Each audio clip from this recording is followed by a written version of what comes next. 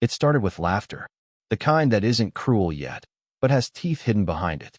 Rebecca stood at the far end of our dining table, wine glass in hand, surrounded by her friends from work, polished women who wore confidence like jewelry.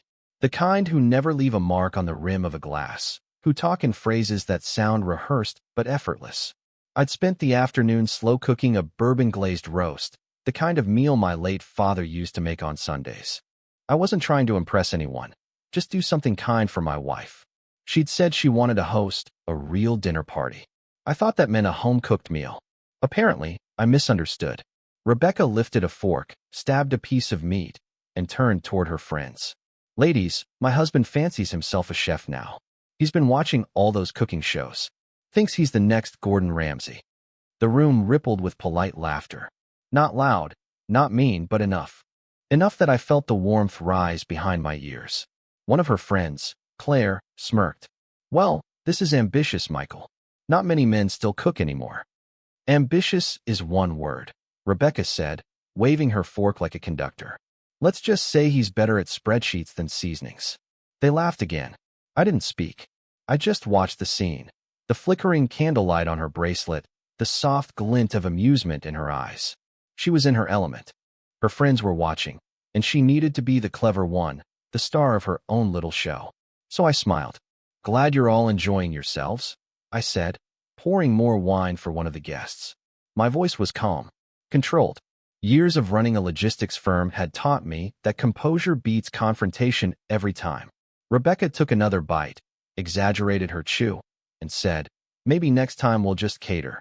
That way we can all survive. More laughter. Someone clapped lightly. In that moment, I wasn't angry. I was awake. Because that's how betrayal starts. Not with shouting, not with cheating, not even with lies. It starts with a joke at your expense, told by someone who's supposed to protect your dignity. I cleared the plates quietly when the night ended. Her friends left in high spirits, promising to meet again soon. Rebecca kissed me on the cheek like nothing happened, the scent of her perfume still sharp from laughter and wine. Don't take it personally, honey, she said, slipping off her heels. It was just playful teasing. Playful. That was her word for it. But as I stood in the kitchen alone, scraping what was left of the roast into the trash, I realized something simple and final. Respect doesn't disappear overnight. It erodes in small moments like this. That night, I didn't argue, didn't demand an apology. I just watched her pour herself another glass of wine and scroll through her phone, probably reading her friends' texts about how funny she'd been. What she didn't notice was the way I looked at her, not with anger, but with distance. Something had shifted in me. The man she mocked in front of her friends wasn't the same man who was standing in that kitchen anymore. And by the next evening, she'd find out exactly what that meant. The next morning, she was humming. That told me everything. Rebecca only hummed when she was pleased with herself, after closing a deal, after a good Pilates class, or, apparently, after humiliating her husband in his own home. She stood at the counter making coffee, scrolling through her phone, a faint smirk tugging at the corner of her mouth. Morning, I said. She looked up, perfectly calm. Morning, chef. I smiled slightly. Guess the reviews are in, huh? Oh, come on. She rolled her eyes, brushing past me to grab almond milk from the fridge. You're not still upset about last night, are you? It was just a joke. Everyone laughed. Yeah, I said quietly. They did. She hesitated, like she was waiting for me to argue, to make a scene. But I didn't. I just took my coffee and went out to the porch. Years in business had taught me that silence unsettles people more than confrontation ever could. From where I sat, I could see her reflection in the kitchen window, the small glance she threw my way, the shift in her posture when I didn't respond. It wasn't guilt I saw on her face. It was irritation. She wasn't used to me being quiet. The truth is, Rebecca's whole world ran on attention. Compliments, laughter, validation. And I just stopped feeding it. I thought about the night before, about the way her friends had looked at me, half amused, half pitying. That stung more than her words. The pity. I'd spent 20 years building my reputation on discipline and respect. Owned a logistics consulting firm with 12 employees who trusted me completely. I was the man clients called when everything went wrong, the one who could bring order out of chaos. And yet, inside my own home, I was reduced to a punchline. That disconnect stayed with me all day. At work, I moved through meetings on autopilot, but part of me was replaying every glance, every smirk from the night before. Around noon, I got a text from my friend and business partner, James. Heard about your dinner party. You okay? I frowned. I hadn't told him anything. Where'd you hear that? I typed back. He replied. Claire mentioned it this morning at her gym. Said Rebecca had everyone in stitches. Something about your infamous roast. Sorry, man. I stared at the screen for a long moment. The humiliation hadn't stayed in the dining room. It was circulating now, little whispers, retold laughs, the kind that cling to a man's name like grease. That evening, I came home early. Rebecca was on the couch, laptop open, watching a cooking show ironically enough. She didn't even look up. Dinner's on the counter, she said absently. I ordered Thai. Figured we'd both be safer if I left the cooking to professionals. She smiled without looking at me, but her voice carried that same teasing edge. I sat down across from her, calm as a winter lake. You really enjoy performing, don't you? She blinked, caught off guard. Performing? That little show last night. The jokes, the laughter. You were in your element. She frowned, defensive now. You're overreacting. Everyone teases their spouse. Maybe, but not everyone enjoys making them small. She sighed dramatically, closing the laptop. Michael, please. Don't be so sensitive. It was one dinner party. Yeah, I said, standing up. One dinner party can show a lot. She gave me that tight, dismissive smile, the kind women use when they believe they've already won. You'll get over it. But what she didn't understand, what she couldn't possibly see, was that I wasn't angry anymore. I was calculating. Respect doesn't beg to stay. And I had no intention of asking for it. I didn't mention the dinner again. Not once. That seemed to bother her more than any argument could have. The silence became its own kind of weight. Rebecca would toss small jabs my way over the next few days, trying to provoke a reaction, teasing comments about Chef Michael's culinary experiments, or the man who nearly smoked out his own guests. I just smiled, poured my coffee, and left for work. The more I ignored it, the more she pushed. That's how people like Rebecca lose their balance. They mistake indifference for weakness. They can't stand not being the center of your attention. What she didn't know was that I'd already decided to give her all the attention she wanted, just not the kind she expected. See, for years I'd built my firm on efficiency, precision, and quiet observation. You don't manage million-dollar logistics operations by guessing. You gather data, you track every moving piece, you find the weak link. And when you see it, you don't strike right away. You wait for the right moment. That mindset doesn't stay at the office. The first step was simple. I stopped doing anything for her out of habit. No morning coffee, no spontaneous dinners, no weekend plans. I withdrew politely, predictably. The kind of distance that feels polite at first but grows colder by the day. The second step was curiosity. When people start showing you who they are, believe them, but also watch how far they'll go. I started paying attention to Rebecca's patterns. She was going out more lately, networking events, gallery openings, charity dinners. Always dressed like she was heading to a magazine shoot. She'd come home late, humming again, that same satisfied smirk. I wasn't suspicious of infidelity, not yet. But I'd seen enough human behavior to recognize someone who felt untouchable. That's when mistakes happen. At work, I confided a little to James. Just enough to be strategic. You ever seen someone test how far they can go before you push back? I asked one afternoon while we reviewed quarterly numbers. He chuckled. You mean like a kid touching the stove? Exactly. Except this one knows exactly how hot it is. James studied me. You've got that look again, Mike. The one you get before a negotiation, you already know you're going to win. I smiled. Something like that. By Thursday, Rebecca was hosting another get-together. Smaller this time. Just 2 friends for wine and charcuterie. I stayed in my office, pretending to work. But I could hear them clearly through the thin wall. Her voice carried that same tone, loud enough for me to hear, soft enough to seem unintentional. He's so serious lately. Ever since that dinner, you'd think I insulted the president or something. Laughter. Honestly, he tries too hard. Cooking, business, even marriage, it's all about control with him. Control. That word hit differently. I'd built my entire life around self-discipline, and she made it sound like a flaw. I could have walked in there and said something.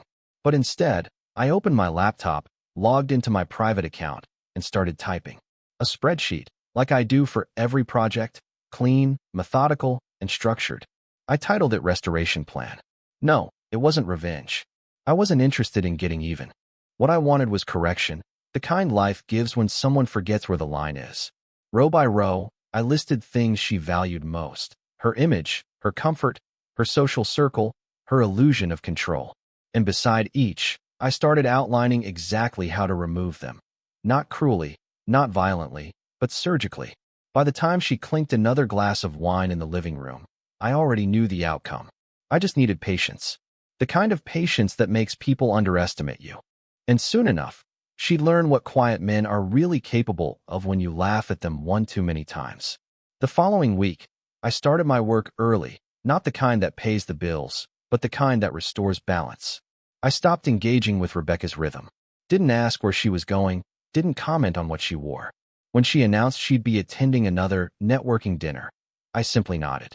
"Drive safe," I said, without looking up from my coffee. It unsettled her. People like Rebecca survive on reaction. They throw small emotional grenades, waiting for the explosion. When nothing goes off, they start wondering where the fuse went. At first, she tried to bait me back into the dance, texting little barbs like, "Should I bring you leftovers from the restaurant, chef?" I'd reply, "No need. Enjoy your evening." That calmness, it's not just silence. It's strategy. Because while she was busy maintaining her image, I started tightening the quiet levers that held our life together. We had one joint account for household expenses, another for savings. Over the next few days, I created a new account in my own name, moving over my portion of the income I'd been depositing for years. Nothing deceptive, every transaction transparent, documented, but precise, strategic. When she'd ask, "Hey, did you see that our balance looks a little low?" I'd shrug. "Probably just the bills catching up. You know how inflation is." She'd nod, distracted, scrolling her phone. She never asked for details. Confidence makes people careless. By midweek, she had a new fixation: the dinner party crowd. Her two closest friends, Claire and Madison, had invited her to some rooftop event. Rebecca saw it as a stage. She spent 2 days choosing a dress, rehearsing jokes in front of the mirror. I watched from the doorway. "You planning a monologue?" I asked lightly. She smirked.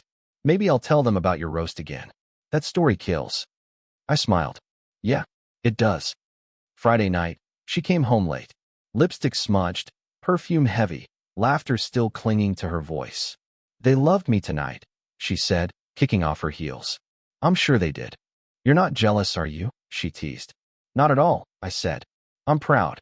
Her eyes narrowed slightly, confusion flickering behind them. Because when a man doesn't react, a manipulator loses her compass. Over the next days, I kept the same rhythm: calm, predictable, detached. I focused on work, started meal prepping for myself, and quietly improved the things she mocked. I took a few cooking classes online, refined recipes, learned to plate food like a professional. The irony wasn't lost on me. The same thing she'd ridiculed became my therapy. Every new skill, every perfected dish was another layer of armor. And that Sunday night, when she came home late again, another business dinner, I was sitting at the table, finishing a perfectly seared salmon with lemon butter and roasted asparagus. She blinked at the sight. "You cooked again?" "Yeah," I said. "Thought I'd see if I could improve." "Is this for me?" I looked up, steady. "No, Rebecca. This one's for me." That landed. She hesitated, then turned away, pretending not to care. But her silence lingered longer than usual. Later that night, when she thought I was asleep, I heard her on the phone. "He's acting strange. Cold. Like he's planning something." Her voice carried a trace of unease, the first crack in her composure. I didn't smile. I didn't move. Because that's exactly what I wanted. People show their truest selves when they start losing control. And Rebecca's next moves would tell me everything I needed to know, not just about her intentions, but about what kind of ending she deserved. The following week felt different. Not louder, just thinner, like the air between us had lost its weight. Rebecca's laughter came less often now, and when it did, it sounded forced. The kind of laugh you use to fill silence, not because you're amused. She started asking small questions again, not about love or marriage, but about logistics. "Did you pay the water bill? Have you seen my charger? Why haven't you worn the watch I bought you?" Every question was a test balloon, a probe into how much control she still had. I gave her nothing. Just polite, efficient answers. The kind you'd give a coworker, not a wife. One night she tried cooking dinner herself, a rare sight. Pasta, garlic bread, a bottle of red she probably couldn't pronounce. She plated the food carefully, poured me a glass, and waited for me to comment. "It's good," I said quietly. "Just good." "Yeah," I said, setting down my fork. "Better than last time." Her lips tightened. She got the message. See, Rebecca had built her identity around two things: being admired and being in control. When admiration started slipping away, she'd reach for control. And when that slipped too, she panicked. That's when she started making mistakes. Small ones at first, leaving her phone face down on the counter, silencing calls when I walked in. New perfume bottles that didn't match her usual taste. And then, the big one, a $1,200 charge on our joint credit card for business consultation services. She'd always handled her own finances, but joint cards leave traces. I saw the transaction while reconciling the month statements. The charge was processed at a place called Luna Image Consulting. Out of curiosity, I called pretending to confirm an appointment. The receptionist was cheerful. "Oh yes, Ms. Rebecca Hayes. We helped her prepare for a client presentation. She'll look amazing on camera." "Camera?" I repeated. "Yes, for the interview recording she mentioned. She said it was for her firm's internal media channel." I hung up. Rebecca didn't work in a firm with internal media. She was a mid-level marketing consultant for a boutique agency with 12 people and no cameras. That night, she came home glowing again. "We might be partnering with a big-name client soon," she said, a little too fast. "That right?" I asked. "Yep. Had to do some image consulting. Presentation training, wardrobe, the whole thing. You'd be proud." I nodded. "Always am." She smiled, but her eyes flickered. A tell only liars have when they're not sure how much you know. For the next few days, I let her dig deeper. Watched her leave earlier in the mornings. Watched the sudden phone calls that ended when I entered the room. I didn't need proof of betrayal, not in the romantic sense. What I wanted was proof of character. Whether the woman who mocked me in front of her friends could also lie without flinching. Friday evening, I got it. I came home earlier than usual. Rebecca wasn't there, but her laptop was open, screen still glowing. Outlook calendar on display. A single event caught my eye. Cooking interview, private recording. Cooking. I clicked it open. The details said host, Madison Carter. Attached was a link to a local YouTube channel, Urban Home Gourmet. I recognized the name. Madison was one of the women at that dinner party, the one who'd laughed hardest when Rebecca made fun of my roast. My wife had booked herself for a cooking segment. My cooking segment. The one she'd ridicule me for. That's when I knew. She wasn't just trying to laugh at me. She was trying to replace me. A man can take jokes. He can take pride. But what he can't take is someone rewriting his story. So that night, while she was still at dinner, I sat at my computer and began designing something simple, precise, and devastating. Not revenge, just balance. When she went on camera, I'd make sure the whole city saw exactly who she really was. Not a star, not a chef, not a loving wife. Just a woman who mistook mockery for confidence. And soon, she'd learn what real composure looks like when it finally turns against you. The filming was scheduled for Thursday. I knew because she printed the confirmation email and left it on the counter. Another small performance, meant to look accidental. She wanted me to ask. I didn't. Wednesday night, she floated through the house rehearsing lines. "Hi everyone, I'm Rebecca Hayes, and today I'm going to show you how to make my signature bourbon-glazed roast." My roast. She'd taken the very dish she'd mocked me for and turned it into her claim to fame. I listened from my office, calm as still water. Every repetition, every self-satisfied laugh, every little adjustment to her tone. All of it just added fuel to a quiet fire I'd been tending for weeks. I knew the studio, a small downtown kitchen set used by local influencers. Madison Carter's husband, Evan, ran the production company. I'd met him once, at that same dinner party. Polite guy, quiet, the type who notices things but doesn't speak unless asked. At 7 a.m., the next morning, I called him. "Evan, it's Michael Hayes," I said. "Listen, I heard my wife's shooting with you today. I might drop by to watch. Mind if I record a few behind-the-scenes clips for her?" He hesitated, then said, "Sure, as long as you stay out of frame." Perfect. I arrived 15 minutes before they started rolling. Rebecca didn't see me at first. She was in full performance mode, laughing with Madison and the crew, dressed in a new white blouse and an apron that said Queen of the Kitchen. When she finally spotted me, her smile faltered. "You didn't tell me you were coming," she said quietly. "Didn't want to distract you," I replied. "Just here to support." Her friends exchanged amused glances. They thought I was still the same man who'd stood there embarrassed months ago. The cameras started rolling. Madison introduced her. "Today, we're joined by the lovely Rebecca Hayes, here to share her famous bourbon-glazed roast." Rebecca laughed. "Yes, it's a recipe that's very dear to me." That's when I took out my phone and began filming. She moved through the motions, pretending expertise, adding ingredients she didn't understand, mixing proportions wrong, skipping crucial steps. She smiled through every mistake. The crew kept rolling. Evan's expression tightened. At one point, she glanced my way for approval, expecting a nod. I gave her nothing. When she reached for the bourbon glaze, she poured nearly half the bottle into the pan. Flames shot up, licking the air. The cameraman stumbled back, swearing. Madison gasped. Rebecca froze, hands shaking, face pale beneath her makeup. The smoke alarm blared overhead. I stayed still, calm, watching. Evan killed the lights and waved the smoke away. "Cut. Let's ventilate before we burn the place down."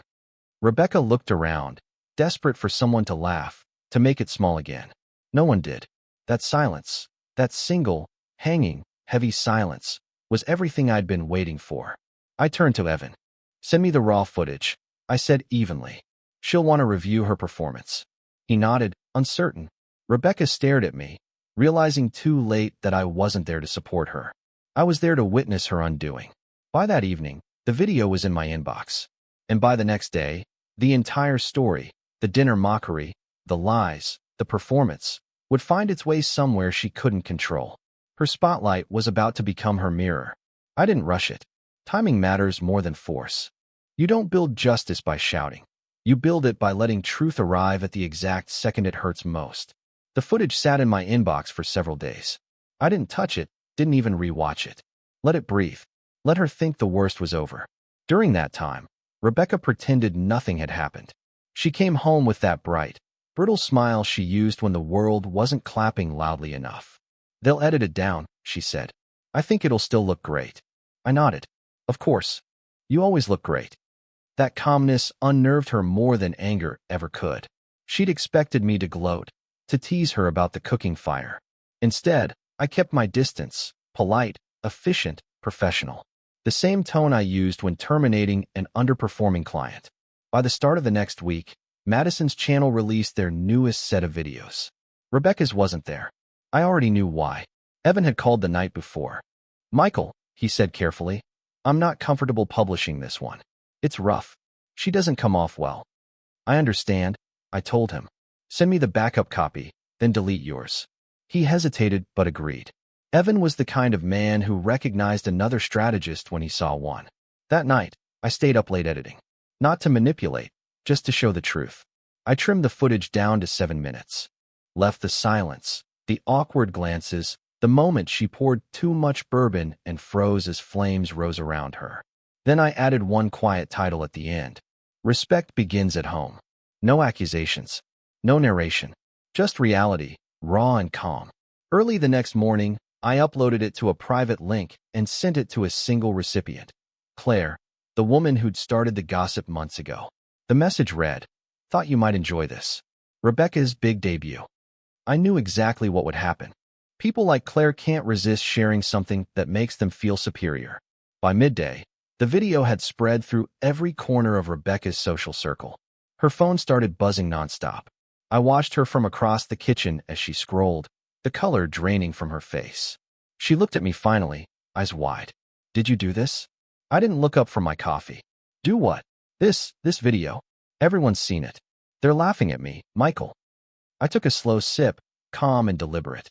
"I thought you liked when people laughed." The words landed like glass shattering on tile. She opened her mouth, but nothing came out. In that stillness, something deeper than anger settled between us. Truth. Rebecca finally understood that the power she'd played with wasn't mine or hers. It was respect. And respect, once broken, has a way of finding its own justice. She turned away, voice shaking. "You humiliated me." No, I said quietly. You did that yourself. I just let people see it. She walked out without another word. The door closed, and for the first time in months, the house felt honest. Still, clean. But I wasn't finished. The real blow, the one that would bring everything full circle, was already moving quietly through the world. Because by the time the sun came up again, that video wouldn't just be in her friends' group chats. It would be everywhere. And what people saw wouldn't be revenge. It would be clarity, the moment arrogance finally met consequence. When I woke, the house was quiet, too quiet. The kind of silence that doesn't just fill a room, it judges it. Rebecca wasn't in bed. Her phone sat on the dresser, buzzing with notifications. I didn't touch it. I didn't need to. I already knew what they were, messages from her friends, from coworkers, from that social circle that once fed her pride. The video had made its way everywhere overnight. The neighborhood group chat, the office Slack channel, even a few local Facebook pages. People weren't cruel. They were just doing what people do, passing around a story they didn't understand, laughing at the irony of it all. I found her in the kitchen, still wearing her robe, staring at the screen of her laptop. The glow from the monitor lit her face like an interrogation lamp. "Michael," she whispered, "it's everywhere." I poured my coffee slowly. I know. Tears welled in her eyes, not from heartbreak, but from humiliation. "You ruined me." "No," I said softly. "You did that the moment you decided someone else's dignity was a joke." She looked small then, smaller than I'd ever seen her. The same woman who'd once filled a room with her confidence now looked like a shadow of her own performance. "I was just trying to have fun," she murmured. "I know," I said, "but fun shouldn't cost someone else their respect." She closed the laptop and pressed her palms against her face. For the first time in months, she didn't have an answer. No clever words, no rehearsed deflection, just silence. Later that day, I went to the office. My assistant, Nora, caught me in the hallway. "Hey," she said quietly. "I saw that video. Is that your wife?" "Was," I said simply. No one asked again. By the end of the week, Rebecca moved in with her sister across town. There was no shouting, no final fight. Just a short conversation in the foyer, two adults standing among packed boxes and unspoken history. "I don't hate you," I told her, "but I can't live in a house where I'm the punchline." She nodded, eyes down. "I didn't mean to hurt you." "I know. That's what makes it worse." She left quietly, and I stood there for a long time, looking at the empty space where her car had been. The same driveway that once held two lives side by side now looked oddly balanced with just one. Weeks passed. The gossip faded, the video vanished under newer stories, and life settled back into rhythm. But something in me had changed, not bitterness, not pride, just clarity. Every morning, I still cook. Not to prove anything, not to reclaim anything, just because I enjoy it. The smell of butter on a hot pan, the slow sizzle of onions, those small, ordinary things remind me that peace doesn't come from applause. It comes from knowing who you are, even when someone tries to laugh you out of it. Sometimes, when I set the table for one, I think about that night, the laughter, the looks, the moment I decided to stop being her audience. Respect doesn't beg to stay. It simply walks out the door when it's no longer welcome. And if you're lucky, like I was, it never looks back. If you like this story, don't forget to give it a thumbs up and share your thoughts below. Haven't subscribed yet? Go ahead and hit that subscribe button and turn on the bell so you won't miss the next one. Thanks for watching. See you in the next story.